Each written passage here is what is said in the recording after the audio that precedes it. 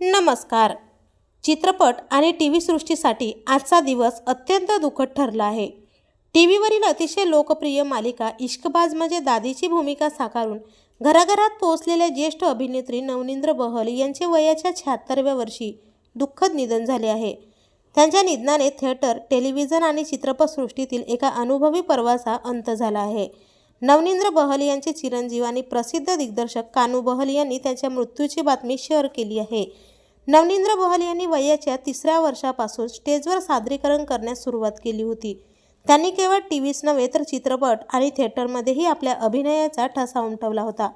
इश्कबाज आणि दिल बोले ओबेरॉयमधील दादीच्या भूमिकेमुळे त्यांना मोठी लोकप्रियता मिळाली.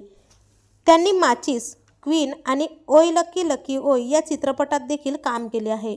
नवनींद्र बहल यांचे पती प्रसिद्ध अभिनेते आणि दिग्दर्शक ललित बहल यांचे 2021 मध्ये कोरोना संसर्गामुळे दिल्लीत निधन झाले होते. या दाम्पत्याने कलाक्षेत्रात मोठे योगदान दिले असून आता नवनींद्र यांच्या जाण्याने बहल कुटुंबावर दुःखाचा डोंगर कोसळला आहे. तर आपल्या वायन मराठी न्यूजतर्फे या दिग्गज अभिनेत्रीला भावपूर्ण श्रद्धांजली. मनोरंजन विश्वातील असेच नवनवीन अपडेट्स सर्वात आधी जाणून घेण्यासाठी चॅनलला अजून तरी सबस्क्राईब केलं नसेल तर नक्की सबस्क्राईब करा.